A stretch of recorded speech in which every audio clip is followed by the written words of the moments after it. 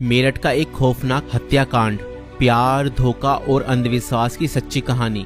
मेरठ उत्तर प्रदेश में 2025 में हुआ एक ऐसा हत्याकांड जिसने पूरे भारत को हिला कर रख दिया। ये कहानी प्रेम, विश्वासघात और अंधविश्वास के खतरनाक जाल में फंसे कुछ लोगों की है, जिसने एक निर्दोष व्यक्ति की जान ले ली। इस केस में प्रेमिका ने अपने प्रेमी के साथ मिलकर अपने पति को मौत के घाट उतार दिया और उसके शव को 15 टुकड़ों में काटकर एक ड्रम में भर दिया और उसके अंदर सीमेंट डाल दिया। मगर चलिए इस कहानी को शुरुआत से देखते हैं। 2016 में मेरठ निवासी सौरभ राजपूत की मुलाकात मुस्कान रस्तोगी से हुई। दोनों के बीच प्रेम हुआ और कुछ सालों बाद उन्होंने शादी कर ली। लेकिन यह शादी सौरभ के परिवार को पसंद नहीं आई, क्योंकि मुस्कान एक अलग जाति से थी। इसके बावजूद दोनों ने अपने रिश्ते को मजबूत बनाए रखा। सौरभ मर्चेंट नेवी में जॉब करते थे और लंदन में पोस्टेड थे।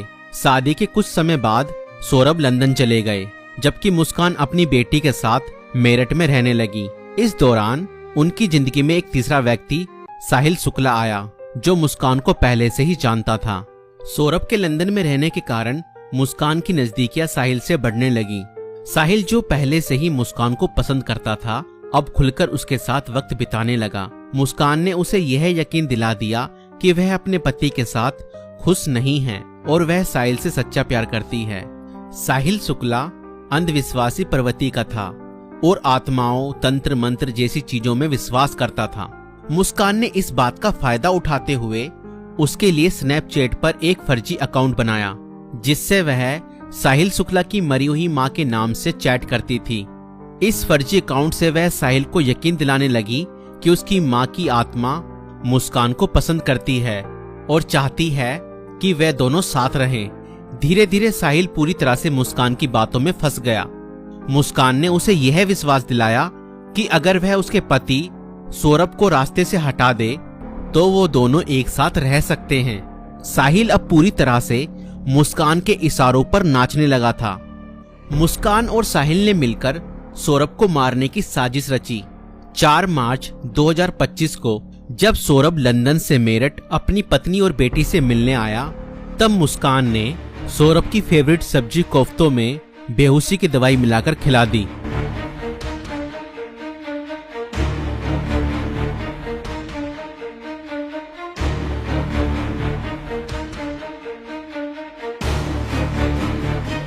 और जब सौरभ बेहोशी की हालत में बिस्तर पर पड़ा था, तब मुस्कान ने अपने दोस्त साहिल को बुला लिया और रसोई में जाकर वो बड़ा और धारदार चाकू ले आई, जो मुस्कान और साहिल ने पहले से ही प्लानिंग करके खरीदे हुए थे।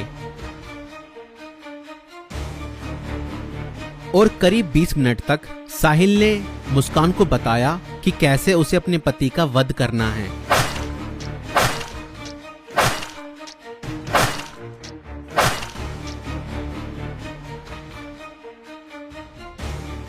और फिर उसके बाद मुस्कान और साहिल ने सोते हुए सौरभ पर हमला किया और उसके हृदय पर 3 बार वार किए।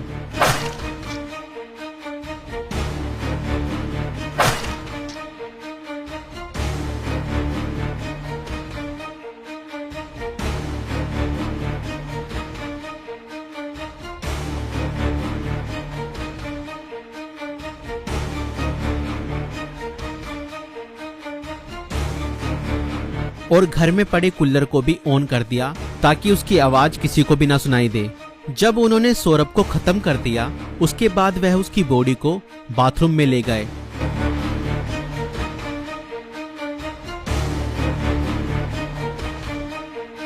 और उसके शरीर को 15 टुकड़ों में बांट दिया। सौरभ को खत्म करने के बाद उन्हें इस बात की चिंता हुई कि अगर सब बरामद हो गया तो पुलिस उन तक जरूर पहुंच जाएगी।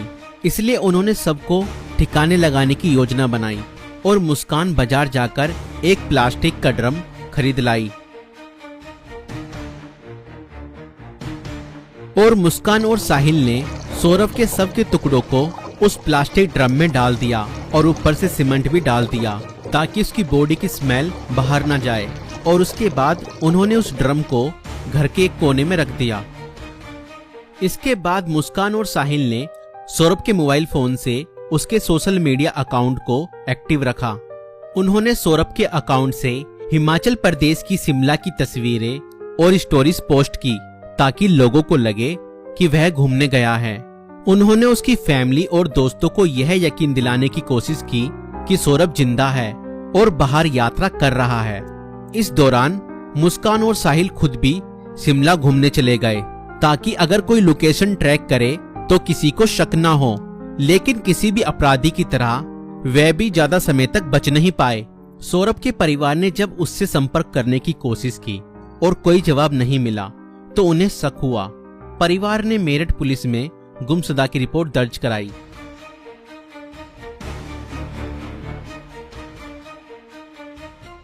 और इसी बीच मुस्कान ने अपने माता पिता को बताया कि शायद सौरभ का मर्डर हुआ है और उसके घर वालों ने ही उसका मर्डर किया है। मगर मुस्कान के पिता ने कहा, नहीं बेटा, किसी के भी घर वाले कितना ही नाराज हो जाएं तो भी ऐसा कदम अपने बेटे के लिए नहीं उठा सकते। बेटा मुझे सच सच बताओ, सौरभ कहाँ है?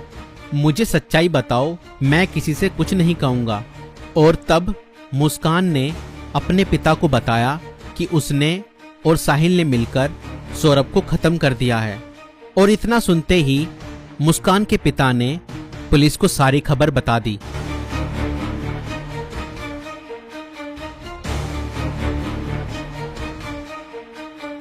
और पुलिस ने तुरंत मुस्कान और साहिल को गिरफ्तार किया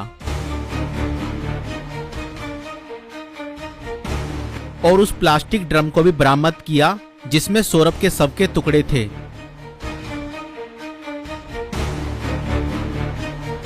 उस प्लास्टिक ड्रम को काटा गया और सौरभ के शरीर के टुकड़ों को बरामद किया गया। इस खौफनाक हत्या मिस्ट्री का अंत पुलिस द्वारा हत्यारों की गिरफ्तारी के साथ हुआ। पुलिस ने मुस्कान और साहिल को गिरफ्तार कर लिया। दोनों पर हत्या, साजिश और शव को छुपाने के गंभीर आरोप लगाए गए। दोस्तों, ये घटना हमें यह सिखाती है कि अंधविश्वास का अंजाम बहुत बुरा और भयानक होता है। साहिल ने अपनी मां की आत्मा के नाम पर बनाए गए एक फर्जी अकाउंट पर भरोसा किया और हत्या जैसा अपराध कर दिया। और गलत संबंध और रिश्तों का अंजाम बहुत बुरा ही होता है। मुस्कान ने अपने फायदे के लिए साहिल को मानसिक रूप से कंट्रोल किया और हत्या तक करवा दी।